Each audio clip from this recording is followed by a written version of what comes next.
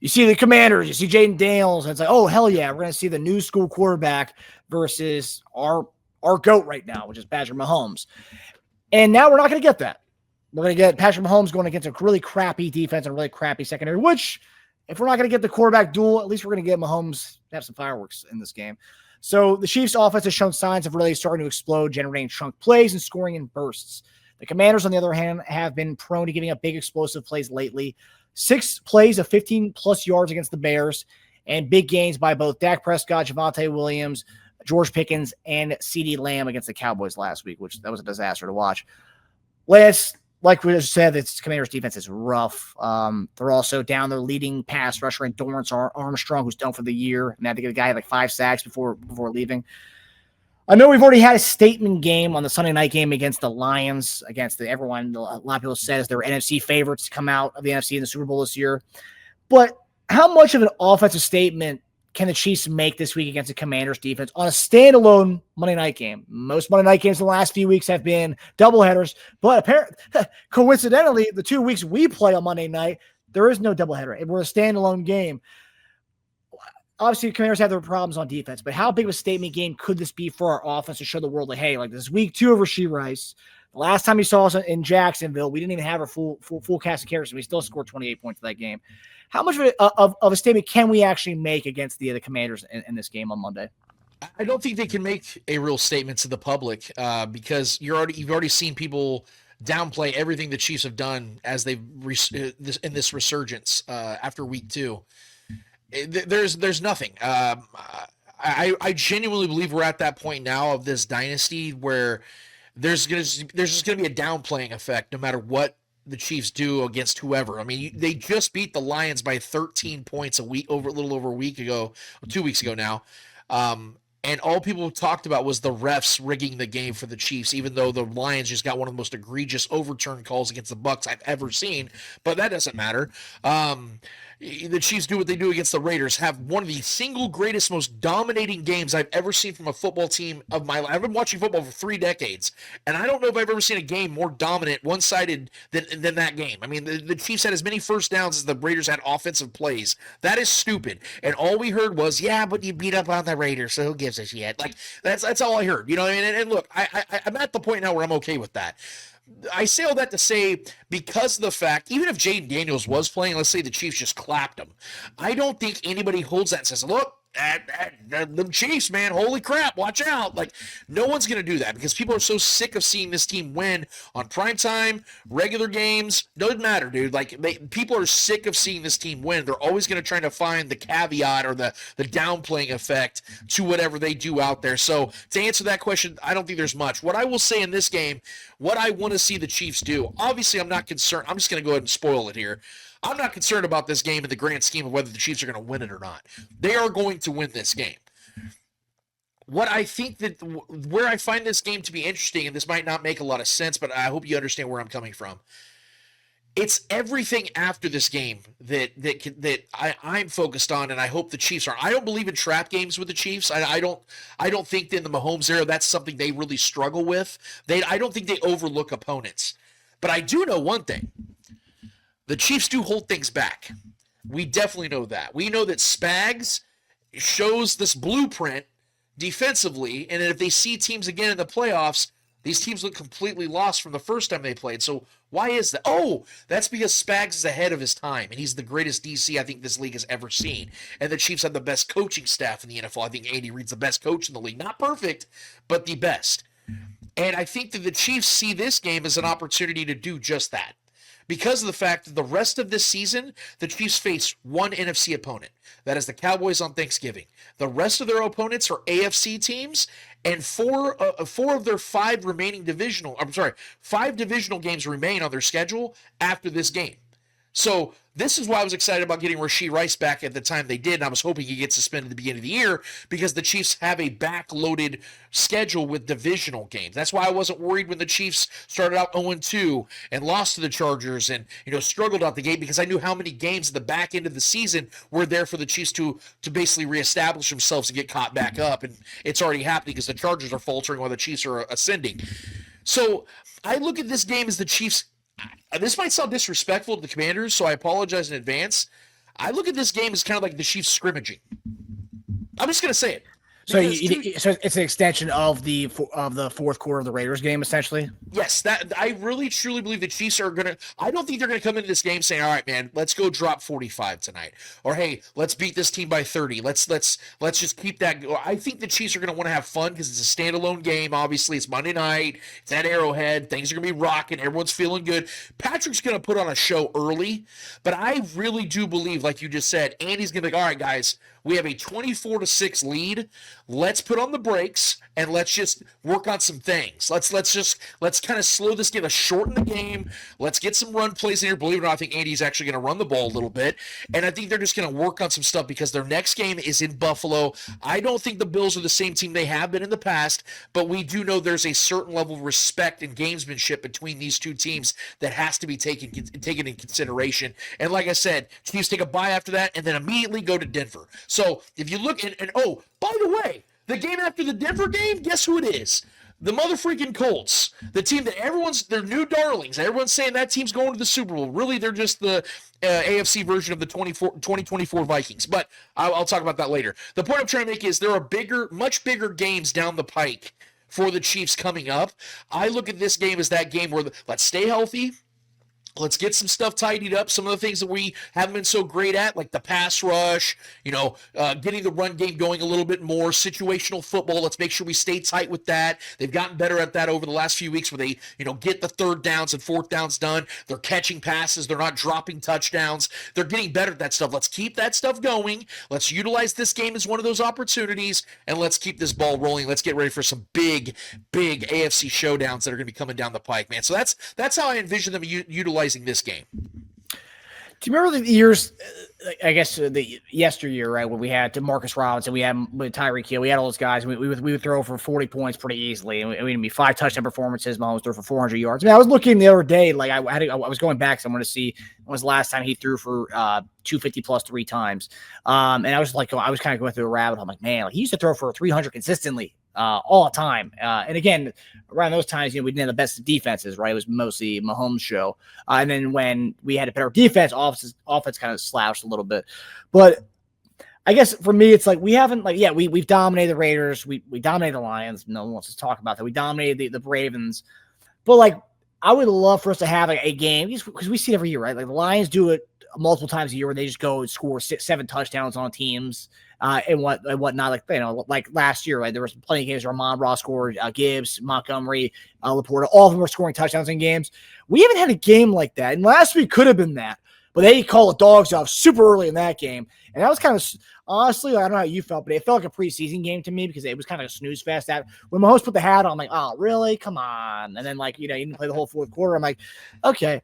I mean, I would love it, and I don't think it's a statement game by any means, but I think it is a game where, we can show the world, hey, the offense is back. And week 2 of a guy being back, I know Rice was back last week, and he was healthy, right, before that, so it wasn't like a return from an injury, but it kind of was, right, because we hadn't seen him since he played in preseason, but we hadn't really seen him in a full action game in a long time.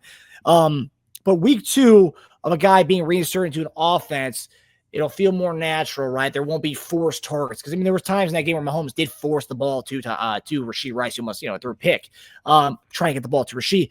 And I feel like they're going to try to fix that stuff up. And I feel like a team that's allowing explosive plays and a team that's wanting the explosive play like us. Because last week, outside the bomb to Tyquan and the where Kelce was wide open, there wasn't that many bombs last week, so to speak. I know every week we try to hit on those. There wasn't really that many explosive plays. It was kind of methodically working it down the field and just dominating them.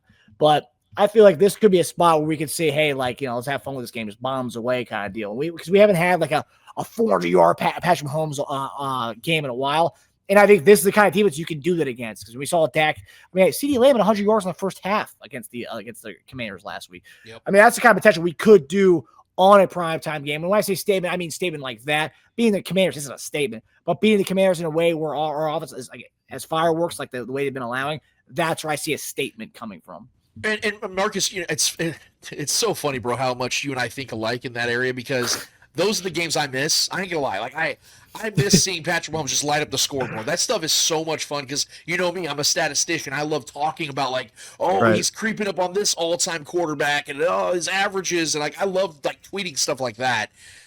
The problem, though, is, and you did allude to it, you made all the points, is that we're in a different era of the Mahomes era, if that makes sense. Like, we're now at that point now where the Chiefs are like, okay, like we've established the fact that we are the face of this league. Patrick Mahomes leads, every aspect of this team, and as long as he's healthy and as long as we have enough around him, we're gonna at worst be in the AFC Championship.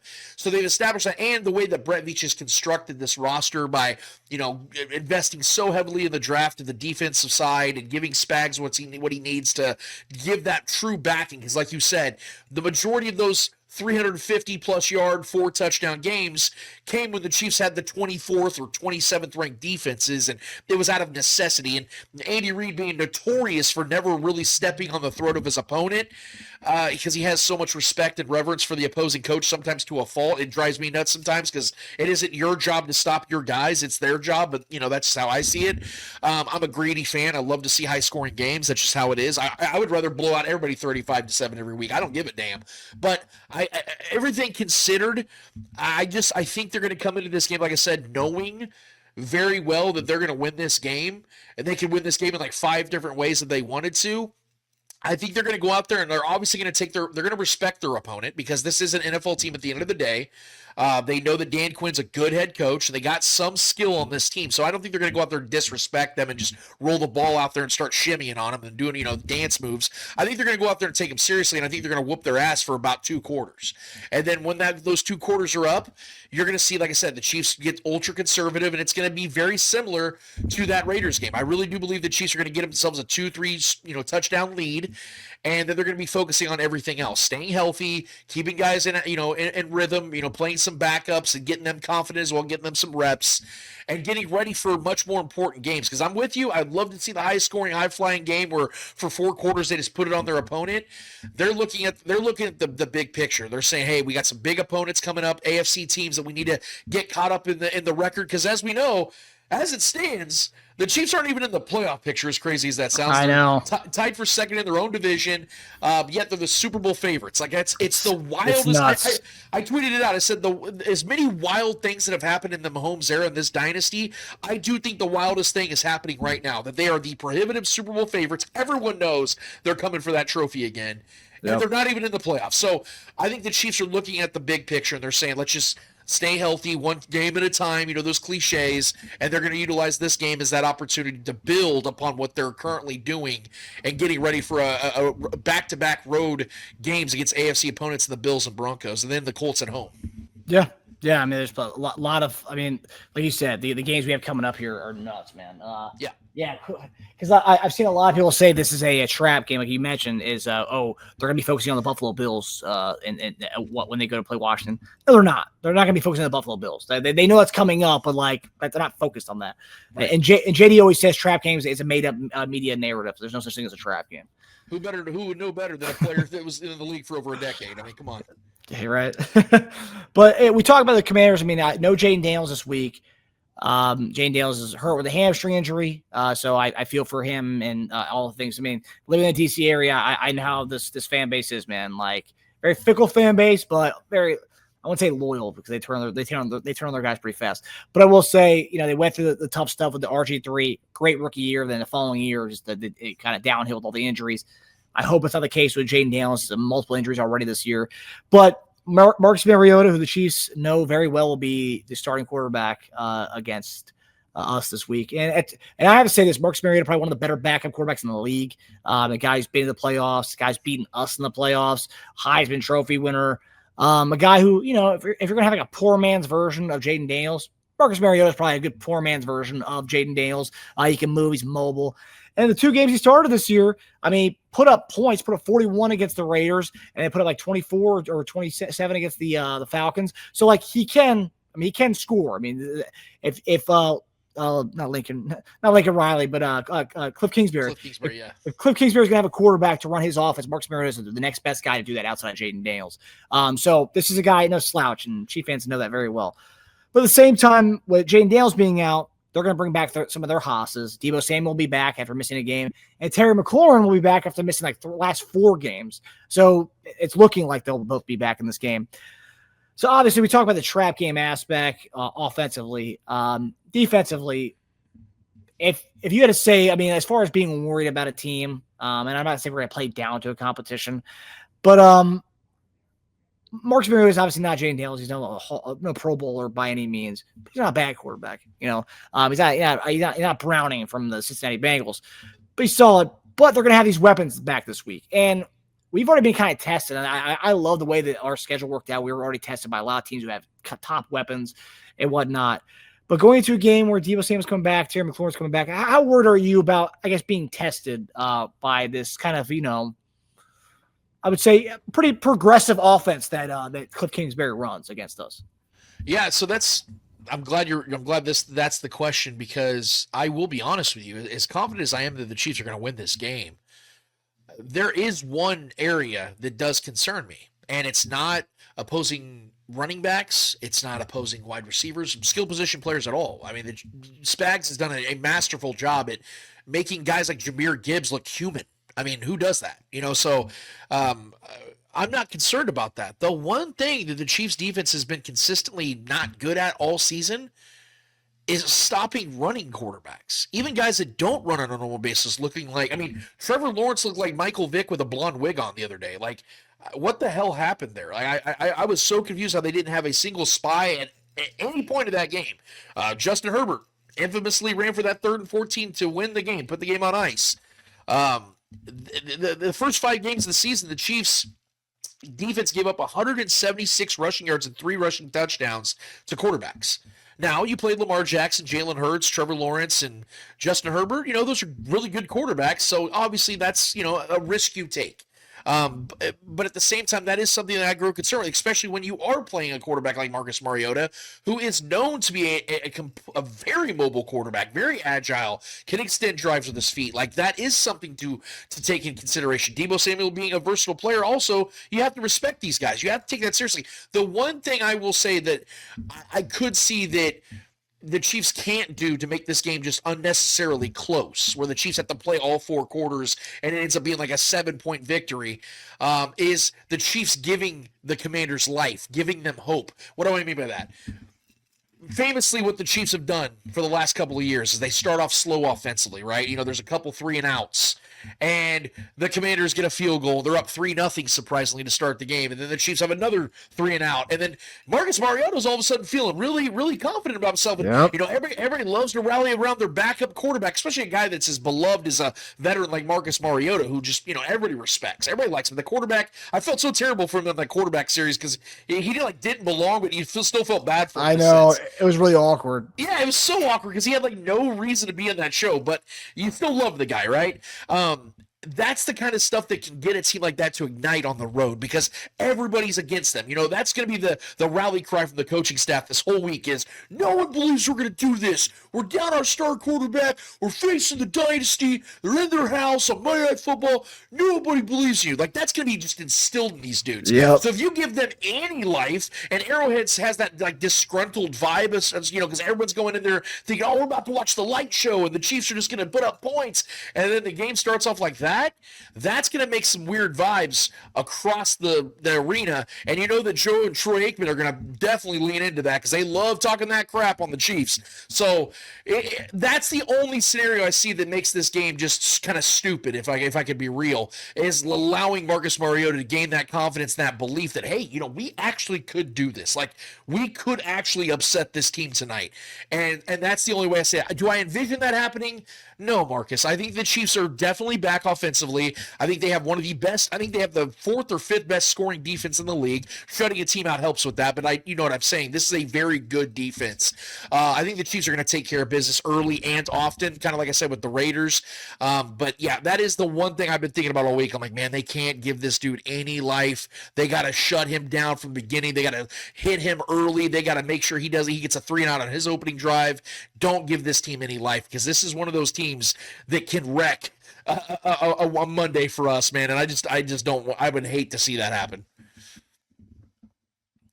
And like you said, giving a guy confidence, right? It's like a 3-point shooter. You don't want him to see one shot going. Because once they see one shot go in, they say, "Oh shoot, okay, I got it. All right, I'm cooking tonight."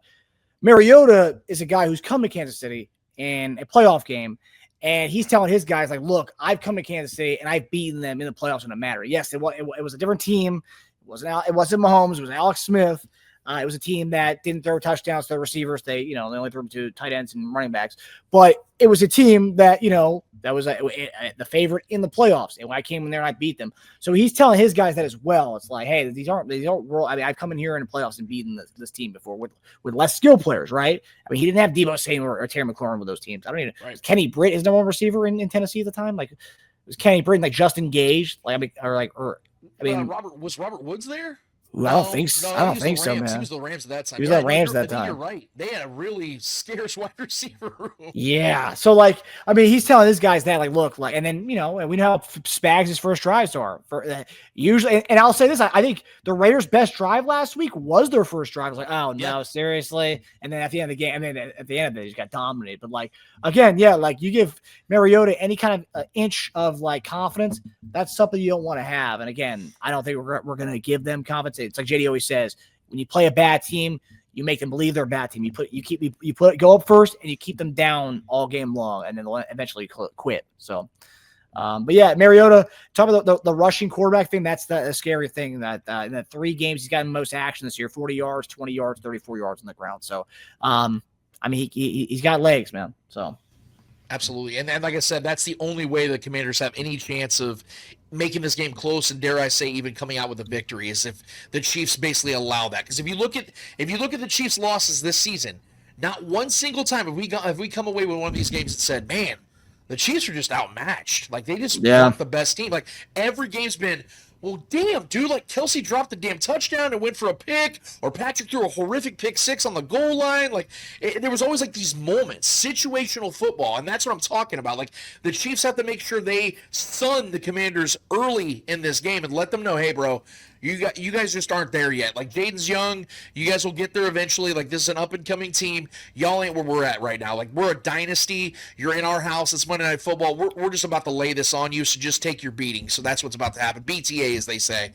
I think that's what's going to happen. I just, like I said, that the scenario that makes me kind of, quiver a little bit is just that idea that maybe the Chiefs don't go in there as sharp and they kind of rest on their laurels a little bit. I'm not expecting it, but it's always possible, man.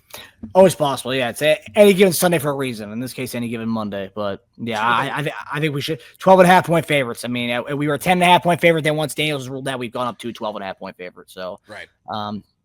2 weeks in a row of being double-digit favorites is kind of crazy. And the fact that we're the betting favorite to win the Super Bowl being a 4-3 is wild. Wild, dude. Wild. Yeah, like Kelce and Chris said, we were 3 plays from undefeated. Yeah, if Kelce doesn't drop that pick for the Eagles to take it, Mahomes doesn't throw the pick in the goal line against the Jags, and then Jones doesn't line up off sides or line up on the left side and go inside and let Herbert just walk down the sideline. Yeah. If I'm not mistaken, the Chiefs scored on their previous 3 drives in that game. They're catching a rhythm offensively. I'd like to believe Patrick goes in there and seals the victory if they get the ball back. And you could also make the argument if Butker doesn't miss the PAT, we don't have to go for 2. Bro, now you're just making sense. Same game. Now you're just making sense. Hi, everybody. Thanks for watching. Subscribe here to get the latest from the show. Also, be sure to check out the best clips from Chief Concerns. And if you prefer to listen to the show, subscribe and follow us on Apple Podcasts, Spotify, and anywhere else you get your podcasts.